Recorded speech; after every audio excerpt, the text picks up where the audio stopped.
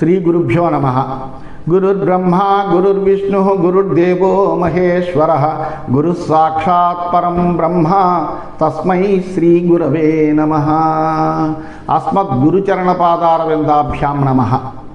నిన్నటి మన మహాభారత ప్రస్థానంలో యుధిష్ఠిరుడు రాజసూయ యాగాన్ని సంకల్పించినటువంటి వాడై దాంట్లో ఉండేటువంటి లాభ నష్టాల గురించి, చేయడానికి తగినటువంటి సామర్థ్యము తనకున్నదా లేదా అనే విషయాల గురించి శ్రీకృష్ణుడితో చర్చిస్తూ అంతిమ నిర్ణయం నీదయ్యా, నువ్వు చేయమంటే చేస్తాను లేదంటే లేదు అని శ్రీకృష్ణుడితో తెలియజేసినటువంటి వాడై ఆ రాజసూయాగము చెయ్యమంటావా వద్దంటావా అనేటువంటి సలహా చెప్పవలసింది అని శ్రీకృష్ణ పరమాత్మని అడిగాడు. ఆ కృష్ణ పరమాత్మ సమస్తములైనటువంటి సద్గుణాలు నీ యందున్నాయ్యా, కానీ అది చెయ్యాలంటే కనుక ఈ మహిలో అందరూ కూడా నీ వశమై ఉండాలి. కానీ ఇక్కడ ఉండేటువంటి రాజుల్లో కల్లా జరాసంధుడు అని మహాపరాక్రమశాలి అయినటువంటి ఒక రాజు ఉన్నాడు. ఆ రాజు అన్ని దిక్కుల యందు ఉండేటువంటి రాజులందరినీ కూడా తన అధీనంలోకి తెచ్చుకుని పరిపాలిస్తూ తానే సామ్రాట్ అని ప్రకటించుకున్నటువంటి వాడై ఉన్నాడు. ఆ జరాసంధుడి దగ్గరే హంసడింబకులు అనేటువంటి మహాపరాక్రమవంతులు, ఏ శస్త్రాస్త్రాల వలన మరణం పొందనటువంటి వరం పొందినటువంటి వాళ్ళు ఉన్నారు. వీళ్ళు ముగ్గురు కలిసి ముల్లోకాన్ని ఎదిరించడానికి తగినటువంటి సామర్థ్యం కలిగినటువంటి వాళ్ళయ్యా. అందువలన నహి కేవలం అస్మాకం యావంతో అన్యే చ పార్థివాః తథైవ తేషాం మాసీచ బుద్ధిమతాం వరా. అందువలన ఓ యుధిష్ఠిరా, ఇది నా అభిప్రాయమే అని అనుకోకు. ఇతర రాజులందరూ కూడా ఈ రీతిగానే భావిస్తున్నారు. ఎందుకంటే ఆ జరాసంధుడి యొక్క ప్రాభవాన్ని తగ్గించగలిగినటువంటి సామర్థ్యం కలిగినటువంటి వాడు ఎవడు లేడు. అందువలన వాళ్ళందరూ కూడా ఆ జరాసంధుడి యొక్క అధీనంలోనే ఉంటూ ఉన్నారు. అథ హంస ఇతి ఖ్యాతః కశ్చిదాసీన్ మహాన్ నృపః రామేణ సహతస్తత్ర సంగ్రామే అష్టాదశావరే. అలాగే జరాసంధునితోటి 17 సార్లు పోరాటం చేసినప్పుడు యుద్ధంలో బలరాముడు హంసుడు అనేటువంటి పేరు కలిగినటువంటి ఒక రాజుని చంపాడు.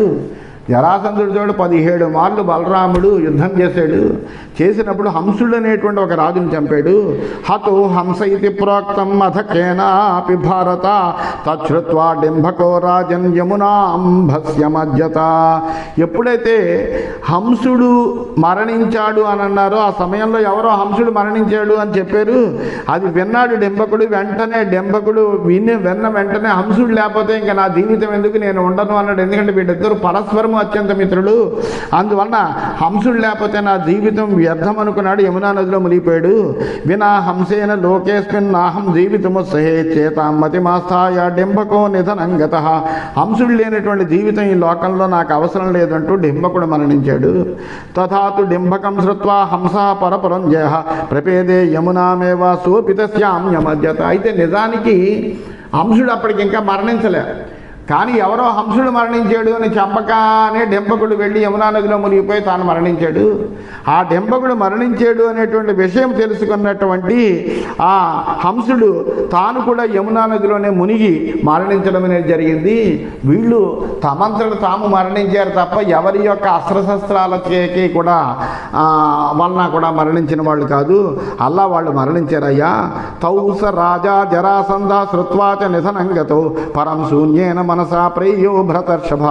ఇలా హంసడింబకులు ఎప్పుడైతే మరణించారో జరాసంధ మహారాజుకి చేతులు విరిగిపోయినట్టుగా అయిపోయింది. ఎందుకంటే వాళ్ళు ప్రక్కన ఉండేటప్పటికీ చాలా పరాక్రమంగా ఉండేవాడైనా ఎప్పుడైతే తనకి అత్యంత మిత్రుడైనటువంటి వీళ్ళిద్దరూ మరణించారో శూన్య మనస్కుడై అక్కడి నుంచి వెంటనే వెనక్కి వెళ్ళిపోయాడు. తతో వయం అమిత్రఘ్న తస్మిన్ ప్రతిగతే నృపే పునరానందిన సర్వే మధురాయాం వసామహే. అంటే మా మీదకి యుద్ధానికి వచ్చినప్పుడు ఆ యుద్ధంలో ఈ విధంగా హంసడింబకులు మరణించేటప్పటికీ అతను యుద్ధాన్ని చాలించుకుని జరాసంధుడు ఇంక వెనక్కి వెళ్ళిపోయాడు.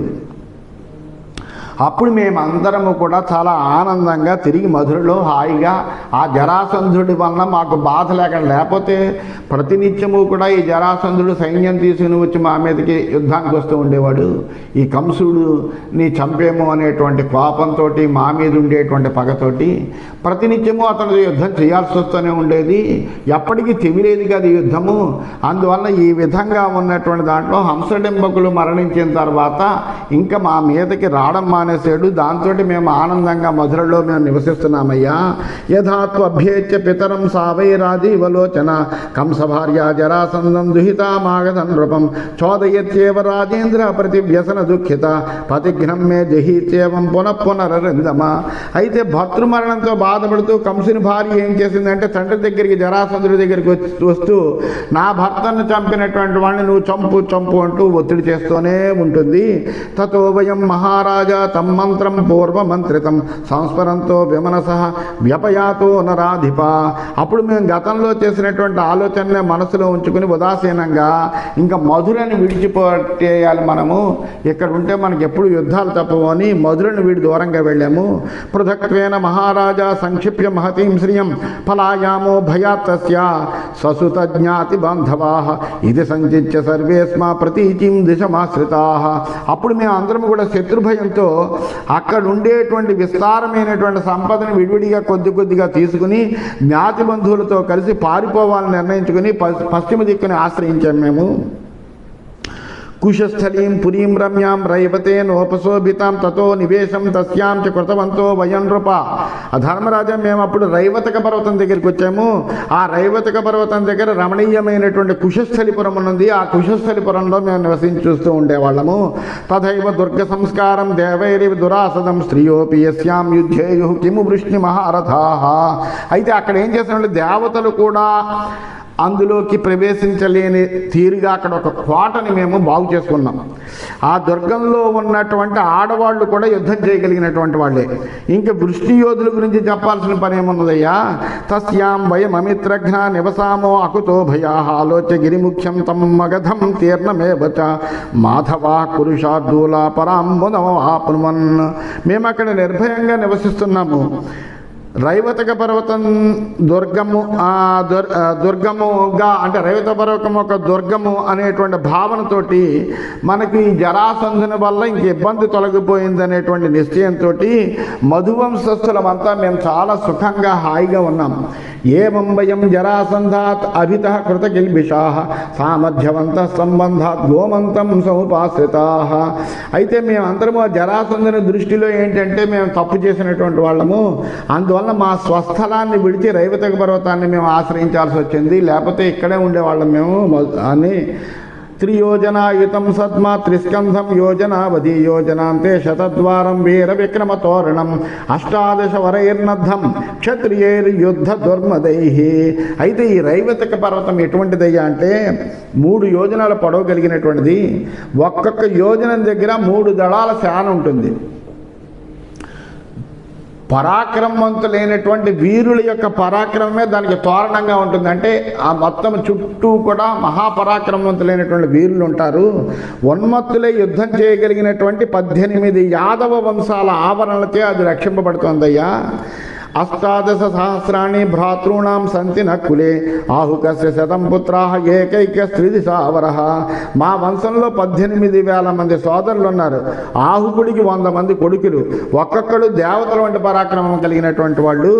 చారుదేష్ణ సహభ్రాత్ర చక్రదేవోధ సాత్యకి అహంచ రౌహిణేయశ్చ సాంబ ప్రద్యుమ్న ఏవచ ఏమతిరథా సప్తరాజన్నన్యాన్ నిబోధమే కృతవర్మ కెనాదృష్టి సమీక సమితింజయ కంకః శంకు కుంతిశ్చ సప్తైతే వై మహారథాః పుత్రౌ చాంధక భోజస్య వృద్ధో రాజా చ తే దశ. అంతే కదయ్యా. చారుదేష్ణుడు, అలాగే ఆయన సోదరుడు చక్రదేవుడు, సాత్యకి, నేను, బలరాముడు, సాంబుడు, ప్రద్యుమ్నుడు మేమున్నామంటే మేము 7గురము అతిరథులము. ఇతరుల గురించి కూడా నువ్వు విను. కృతవర్మ, అనాదృష్టి, సమీకుడు, సమితింజయుడు, కంసుడు, అలాగే శంకుడు, కుంతి 7 మహారథులు, అంధకభోజన పుత్రులు 2 వృద్ధుడైనటువంటి ఉగ్రసేనుని కూడా పరిగణిస్తే మహారథుల సంఖ్య 10 అవుతుంది. వజ్ర సంహరణ వీరాహ వీర్యవంతో మహారథాహ స్మరంతో మధ్యమం దేశం వృష్ణి మధ్య వ్యవస్థితాహ. ఈ వీరులందరూ ఎటువంటి వాళ్ళు అంటే వజ్రం లాంటి దృఢమైనటువంటి శరీరం కలిగినటువంటి వాళ్ళు, అత్యంత పరాక్రమవంతులు, మహారథులైనటువంటి వాళ్ళు మధ్యమ దేశాన్ని తలుచుకుంటూ వృష్ణి కులంలో నివసిస్తున్నారు. వీళ్ళు వితద్రుర్ గల్లీ బభ్రూచ ఉద్ధబోధ విదూరథ వసుదేవోగ్రసేనౌ చ సప్తైతే మంత్రి పొంగవా ప్రసేనజిత్య యమల రాజరాజ గుణాన్విత శమంతకోమణిర్యస్య రుక్మం నిస్రవతే బహు. అంతేకాకుండా వితద్రువు, జుల్లి, బభ్రువు, ఉద్ధవుడు, విదూరథుడు, వసుదేవుడు, ఉగ్రసేవుడు అని 7 ఉన్నారు. వీళ్ళు ఈ 7 ముఖ్యమంత్రులు. ప్రసేనజిత్తు, సత్రాజిత్తు అనేటువంటి ఇతరులు కూడా కుబేరు లాంటి సద్గుణమైనటువంటి సంపన్నం కలిగినటువంటి వాళ్ళు. ఆ సత్రాజిత్తు దగ్గరే వాళ్ళ దగ్గర శమంతక మణిని పెద్ద ఎత్తున బంగారాన్ని ఇవ్వగలిగినటువంటి ఒక గొప్ప మణి ఉంది. సూర్యదేవుడి యొక్క అనుగ్రహం చేత పొందారు వాళ్ళు. సత్వం సమ్రాట్ గుణైర్యుక్త సదా భరత సత్తమ క్షత్రియ సమ్రాజమాత్మానం కర్తుమర్హతి భారత. అందువలన నువ్వు కూడా సమ్రాట్టుకు తగినటువంటి గుణాలు కలిగినటువంటి వాడివే కాబట్టి నువ్వు క్షత్రియుల్లో సమ్రాట్టు కావాలి. అలా కాగలగాలి అంటే కనుక అప్పుడు నువ్వు ఆలోచించాలి, ఎంతమంది రాజులు నీకు అనుకూలంగా ఉన్నారు, ఎంతమంది రాజులు శత్రువులుగా ఉన్నారు, ఆ రాజులను నువ్వు ఎట్లా వశం చేసుకోగలవు అనేటువంటివి ఆలోచించాలి. దుర్యోధనం శాంతనవం ద్రోణం ద్రోణాయనిం కృపం కర్ణం చ శిశుపాలం చ రుక్మిణం చ ధనుర్ధరం ఏకలవ్యం ద్రుమం శ్వేతం శైవ్యం శకునిమేవ చ ఏతానజిత్వా సంగ్రామే కథం శక్నోషి తంక్రతుం అథైతే గౌరవేణ ఇవా నయోస్యంతి నరాధిపాః. అయితే నీకు శత్రువులు ఉన్నారు. దుర్యోధనుడు, భీష్ముడు, ద్రోణుడు, అశ్వత్థామ, కృపుడు, శిశుపాలుడు, రుక్మి, ఏకలవ్యుడు, ద్రుముడు, శ్వేతుడు, శైబుడు, శకుని అనే వీరులందరూ ఉన్నారు కదా. ఈ వీరుల్ని గెలవకుండా యుద్ధంలో నువ్వు రాజసూయాన్ని ఎలా చేస్తావయ్యా? అయితే ఒక విషయం చెప్పచ్చు, ఇప్పుడు వీళ్ళెవ్వరూ కూడా నీ మీద శత్రుభావంతో లేరు, గౌరవభావంతో నీతో యుద్ధం చేయకుండా ఉన్నారు కాబట్టి నీతో వీళ్ళు పోని యుద్ధం చేయకపోవచ్చు. అందువలన వీళ్ళని జయించాలి అనేటువంటి మాట నువ్వు పక్కన పెడితే నతు శక్యం జరాసంధే జీవమానే మహావలే రాజసూయస్తోయావాప్తం యాష రాజన్మతిర్మమ. అయితే మరి జరాసంధుడు ఉన్నాడు కదా, ఈ జరాసంధుడు అనేక మంది మిగిలినటువంటి రాజులందరినీ కూడా జయించినటువంటి వాడు కాబట్టి, ఆ జరాసంధుడు తాను సామ్రాట్టుగా ప్రకటించుకున్నటువంటి వాడు కాబట్టి, ఆ జరాసంధుడు బతుకుండగా అతన్ని గెలవకుండా నువ్వు రాజసూయ యాగం చేయడానికి నీకు అర్హత ఎలా వస్తుంది? రాజసూయాగం చెయ్యాలి అంటే భూమండలంలో ఉండేటువంటి అంతమంది రాజులు కూడా నీ వశవర్తులై ఉండాలి. పోనీ వీళ్ళు నీ మీద శత్రుత్వంతో ఉన్నా నీ మీద గౌరవభావంతో యుద్ధం చేయకుండా ఉండేటువంటి వాళ్ళుగా ఈ దుర్యోధనాదుల్ని నువ్వు పరిగణించు. దాంతో నీకు ఇబ్బంది లేదు, ఎందుకంటే ఇప్పుడు మీ మధ్యన ఏమీ వైరభావం లేదు కాబట్టి ఒకరితో ఒకళ్ళు యుద్ధం చేసుకోవాల్సిన అవసరం లేదు కాబట్టి వాళ్ళు నీ మాట వింటారు అనుకునే ఆలోచన చేద్దాం. కానీ జరాసంధుడు ఉన్నాడు కదా, ఆ జరాసంధుడిని గెలవకుండా నువ్వు రాజసూయం ఎలా చేయగలవు? అందువలన ఈ రాజసూయ యాగము చెయ్యడం అనేటువంటిది జరాసంధుడు బతుకుండగా కుదరదు. తేన రుద్ధాహి రాజాన సర్వే జిత్వా గిరివ్రజే కందరే పర్వతేంద్రస్య సింహేనేవ మహాద్విపాహ. అయితే సింహము మహాపర్వత గుహల్లో ఏనుగును బంధించినట్టుగా జరాసంధుడు ఏం చేశాడంటే అంతమంది రాజుల్ని గెలిచినటువంటి వాడే ఆ రాజులందరినీ కూడా గిరివ్రజపురంలో బంధించి పెట్టాడు. సహి రాజా జరాసంధ ఈక్షుర్వసుధాధిపై మహాదేవం మహాత్మానం ఉమాపతి మరిందమా ఆరాధ్య తపసోగ్రేణ నిర్జితాస్తేన పార్థివా ప్రతిజ్ఞాయాశ్చ పారం సగత పార్థివ సత్తమా. అంతేకాదయ్యా యుధిష్ఠిరా, నువ్వు ఒక విషయం ఆలోచించు. ఆ జరాసంధ మహారాజు మహాత్ముడైనటువంటి ఉమాపతి అయినటువంటి పరమశివుడి గురించి తీవ్రమైనటువంటి తపస్సు చేశాడయ్యా. తపస్సు చేసి గొప్ప శక్తిని పొందాడు ఆ ఈశ్వరుడి యొక్క అనుగ్రహం చేత. అల్లా శక్తిని పొందినటువంటి వాడై మొత్తం రాజులందరినీ కూడా గెలిచాడు. రాజులందరినీ గెలిచి ఈ రాజులందరినీ బలి ఇచ్చి యాగం చెయ్యాలనేటువంటి ఆయన సంకల్పం దాదాపుగా నెరవేరినట్లే. సహి నిర్జిత్య పార్థివాన్ పృతనాగతాన్ పురమానీయ బధ్వాచ చకార పురుషవ్రజం. ఆ జరాసంధుడు యుద్ధానికి వచ్చిన రాజులందరినీ ఓడించి గిరివ్రజపురానికి బంధించి తీసుకొచ్చి ఆ గిరివ్రజపురాన్నే పురుషవ్రజంగా చేశాడు. రాజులందరినీ కూడా అందులో బంధించి పెట్టాడు. భయంచైవ మహారాజా జరాసంధ భయాత్తదా మధురాం సంపరిత్య జాగత ద్వారవతీం పురీం. అంతెందుకయ్యా, మేమే జరాసంధుడికి భయపడి అతనితో నిరంతరము యుద్ధాలు చేయడం వల్ల అనేక మంది ప్రజానష్టము ప్రాణ నష్టము కలుగుతోందని ఆలోచన చేసినటువంటి వాళ్ళమై మధురని వదిలిపెట్టి మేము ద్వారకలో దాక్కున్నాం, మేము ద్వారకకి వెళ్ళిపోయాము. యదిత్వేనం మహారాజా యజ్ఞం ప్రాప్తుమభీప్సతి యతస్వతేషాం మోక్షాయ జరాసంధవధాయ చ. అలా కాదు, నేను ఎట్లాగైనా రాజసూయ యాగం చెయ్యాలి, అది పూర్తి చెయ్యాలి అని నీ సంకల్పం అయితే, నువ్వు చెయ్యాలనుకుంటే నువ్వు చేయవలసిన పని దానికంటే ముందర ఒకటి ఉంది. ఏంటంటే జరాసంధుడిని చంపాలి. జరాసంధుడి యొక్క వధ కోసాన్ని, ఆయన అదుపులో ఉన్నటువంటి రాజులందరినీ విమోచనం చేయడం కోసమని నువ్వు ఆలోచన చెయ్యాలి. దానికి ముందు ప్రయత్నం చేసి ఆ జరాసంధుడిని సంహరించగలిగితే కనుక ఆయన అధీనంలో ఉండేటువంటి రాజులందరూ నీ అధీనం అవుతారు. మొత్తం సమస్త రాజ్యము భూమండలం అంతా కూడా నీ అధీనంలోకి వస్తుంది. అప్పుడు నువ్వు రాజసూయ యాగము నిర్ద్వంద్వంగా హాయిగా చేసుకోవచ్చయ్యా అని చెప్పాడు. సమారంభో నశక్యోయం అన్యథా కురు నందన రాజసూయశ్చ కార్ష్ణేన కర్తుం మతిమతాంబరా. అంతేకాదు, ఇలా చేస్తే తప్ప నీ రాజసూయ యాగ ప్రయత్నం పూర్తిగా సఫలం కాదు. జరాసంధుడు బతుకుండగా నువ్వు రాజసూయ యాగం చేయలేవు. అతడు యుద్ధానికి వస్తే నీ రాజసూయ యాగం మధ్యలోనే ఆగిపోతుంది. అందువలన నువ్వు ఆలోచించవలసింది ఏంటంటే, ఈ భూమండలాన్ని అంతటినీ నీ యొక్క వశంలోకి తెచ్చుకోవాలి. నీ వశంలోకి తెచ్చుకోవాలంటే అనేక మంది రాజుల్ని జయించి తన దగ్గర బంధించి వెర్రవీగుతున్నటువంటి ఆ జరాసంధుడిని నువ్వు సంహరించాలి. అందువలన నువ్వు ఆలోచించవలసింది రాజసూయ యాగానికంటే ముందుగా జరాసంధుని యొక్క వధోపాయం గురించి ఆలోచించాలి. అందువల్ల జరాసంధ వధోపాయ చించతాం భరతర్షభ తస్మిన్ జితే జితం సర్వే సకలం పార్థివం బలం. అందువల్ల జరాసంధుడిని కనుక వధించే ఉపాయాన్ని ఆలోచించు.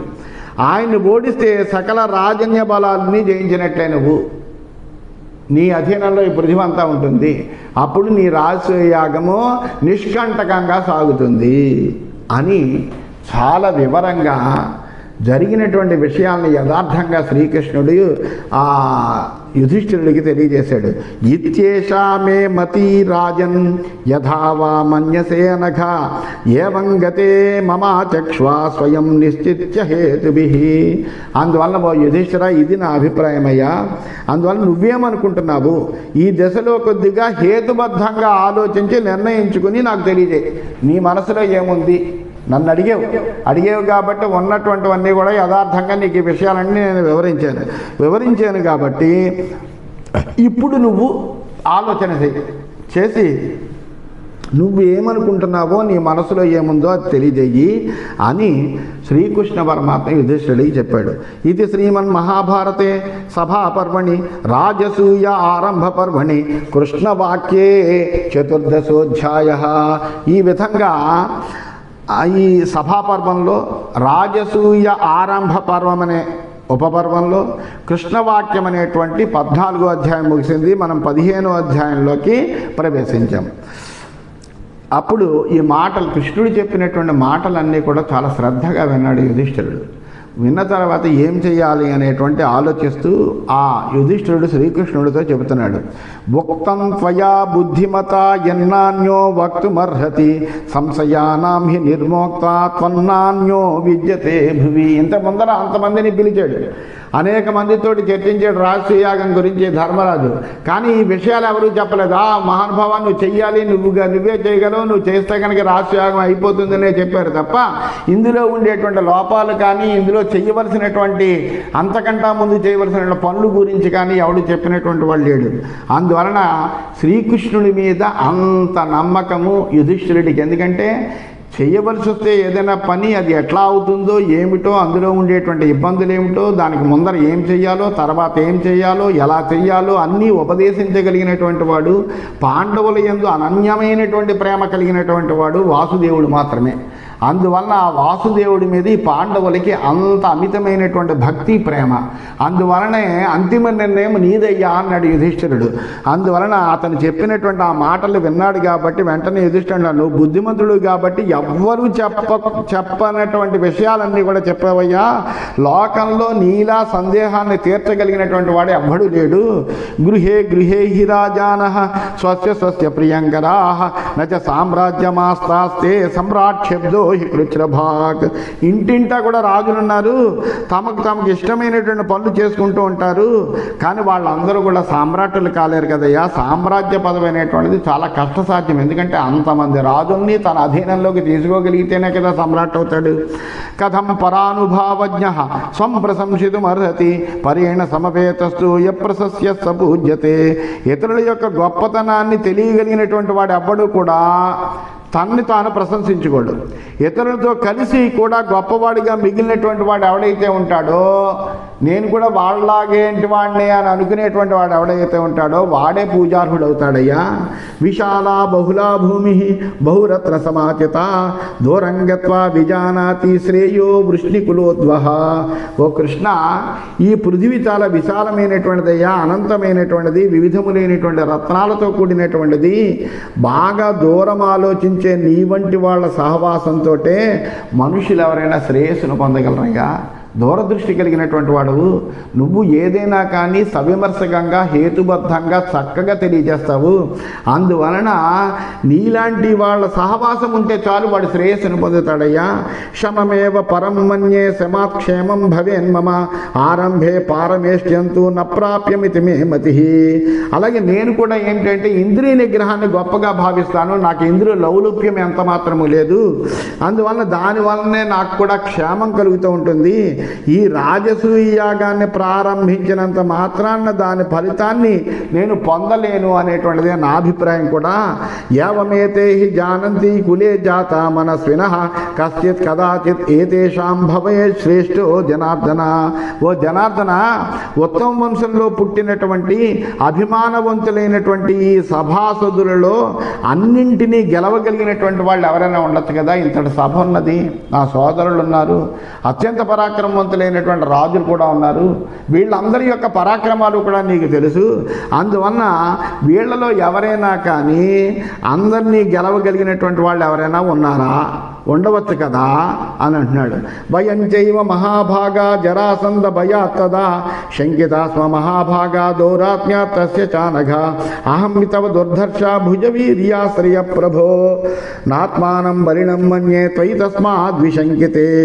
ఓ మహానుభావ, జరాసంధుడంటే భయపడుతూ ఆయన దుర్బుద్ధి కారణంగా మేము ఎప్పుడూ కూడా సంశయిస్తూనే ఉంటాము. నేను కూడా నీ భుజబలాన్ని నమ్ముతున్నాను. నీవు కూడా జరాసంధుని సంశయిస్తూ ఉంటే కనుక అప్పుడు నేను బలవంతుడు అనుకోను. ఎందుకంటే మేము ఎప్పుడు ఏమనుకుంటామంటే కృష్ణుడు మా పక్షాన ఉన్నాడు, కృష్ణుడు మా ప్రక్కన ఉన్నాడు కాబట్టి మేము ఎవరినైనా జయించగలము అని అనుకుంటాం. అటువంటి నువ్వే జరాసంధుడి విషయంలో సంశయిస్తుంటే అందువలన ఈ జరాసంధుడిని మేము గెలవగలము అనేటువంటి విశ్వాసం మాలో ఎలా కలుగుతుందయ్యా? అందుని మేము బలవంతులమని అనుకోము. తత్సకాశాచ రామాచ భీమసేనాచ మాధవ అర్జునాద్వా మహాబాహో హంతుం శక్యో వేతి వై ఏవం జానన్ హి వాస్నేయ విమృశామి పునః పునః. ఓ మాధవ, నువ్వున్నావు, బలరాముడున్నాడు, భీముడున్నాడు, అర్జునుడున్నాడు. ఇక్కడ ఉన్నటువంటి వాళ్ళలో మహావీరులుగా చెప్పగలిగేటువంటి వాళ్ళు ఎవరైనా ఉన్నారు అంటే కనుక నువ్వున్నావు, బలరాముడున్నాడు, అలాగే భీముడున్నాడు, అర్జునుడున్నాడు. అందువలన మీలో ఎవ్వరూ కూడా, ఈ నలుగురిలో ఎవ్వరూ కూడా జరాసంధుడిని చంపలేరా? అందువలన ఈ విషయాన్ని గురించే నేను ఆలోచిస్తున్నాను. నేను నా ఆలోచనలో మీ నలుగురిలో ఎవరైనా జరాసంధుడిని చంపగలరా చంపలేరా అనేటువంటి విషయాలే నేను ఆలోచిస్తున్నాను. దానికి నువ్వే ప్రమాణమయ్యా.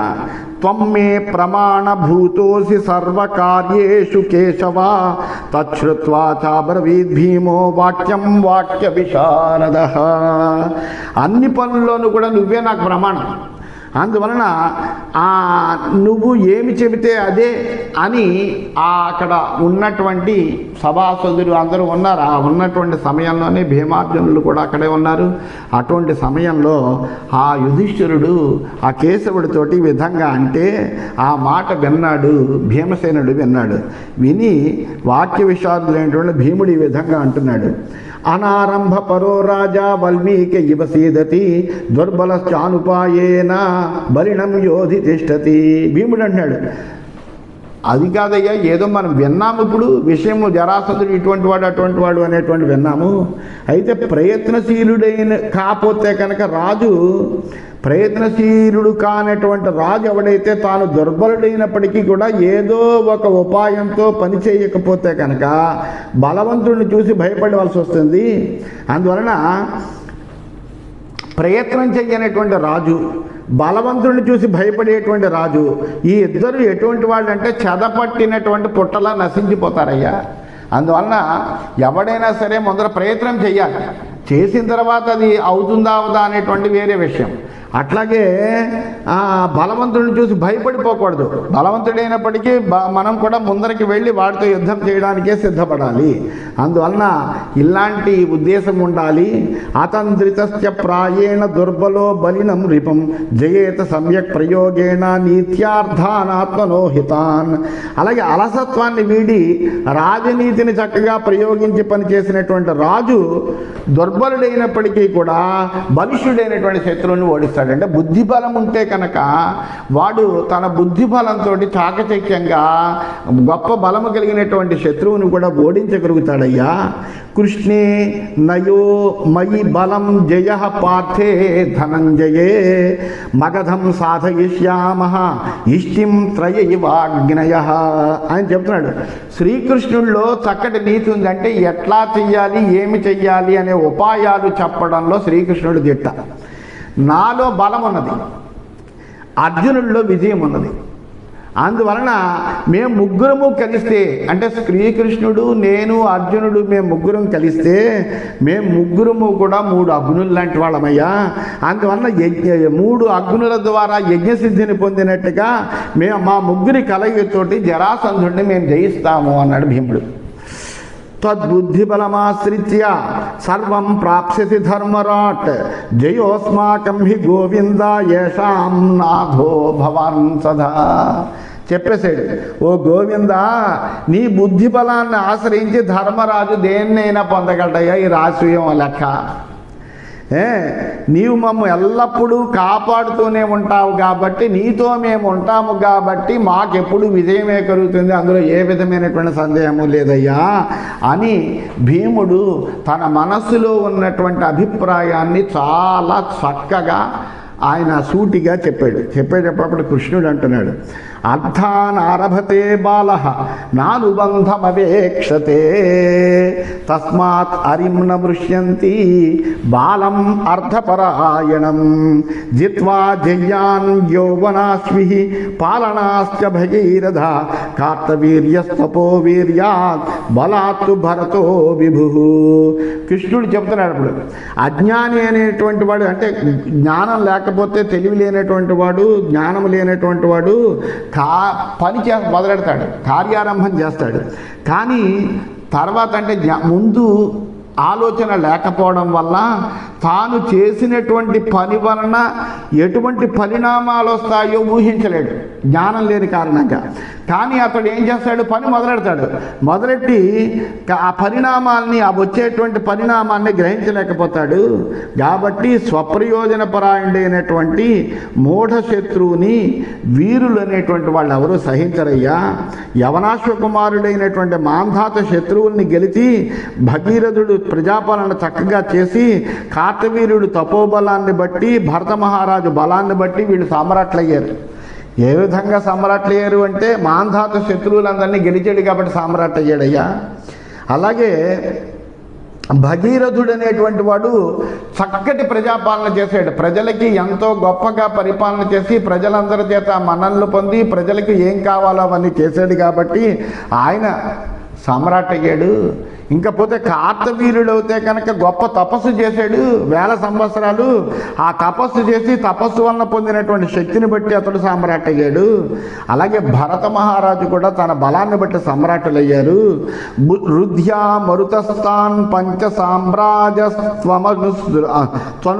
సామ్రాజస్తు అనుశుశ్రమా రుధ్యా మరుత తాన్ పంచ సామ్రాజ తు అనుశుశ్రమ సామ్రాజ్యమిచ్చతస్తే తు సర్వాకారం యుధిష్ఠిరా నిగ్రాహ్య లక్షణం ప్రాప్తి ధర్మార్థనయ లక్షణై. సమృద్ధి ఫలంతో మరుతుడు సమ్రాట్ అయ్యాడు. ఇంతవరకు ఈ విధంగా 5గురు అంటే ఇప్పుడు మనం చెప్పుకున్నటువంటి వాళ్ళలో మాంధాత, అట్లాగే భగీరథుడు, అలాగే కార్తవీర్యుడు, భరతుడు, మరుత్తు, ఈ 5గురినే సమ్రాట్టులు అన్నారు. పంచ సమ్రాజ అన్నారు. సమ్రాజ పంచాని అంటే ఈ 5గురు కూడా సమ్రాట్టులుగా మనం వింటున్నాము. యుధిష్ఠిర వీళ్ళందరూ కూడా ఒక్కొక్క గుణంలో శ్రేష్టమైనటువంటి వాళ్ళు కాబట్టి సమ్రాట్లు అయ్యారు. నువ్వు సర్వగుణాలలోనూ కూడా సామ్రాట్ కాగోరుతున్నావు. అందువలన సామ్రాజ్య పదవికి అవసరమైనటువంటి శత్రుజయం కానీ, ప్రజాపాలనం కానీ, తపశ్శక్తి కానీ, ధన సమృద్ధి కానీ, రాజనీతి కానీ అంటే ఈ 5గురిలో 5 లక్షణాలు ఉన్నాయి. కానీ 5 లక్షణాలు కూడా నీలో ఉన్నాయ్యా, అందువల్ల నువ్వు తప్పనిసరిగా సమ్రాట్ అవుతావు సుమా అంటూ ఆ శ్రీకృష్ణుడు ఇంకా తన అభిప్రాయాన్ని ఈ విధంగా ధర్మరాజుకి, భీముడికి, అర్జునుడికి కూడా తెలియజేస్తున్నాడని చెబుతూ స్వస్తి.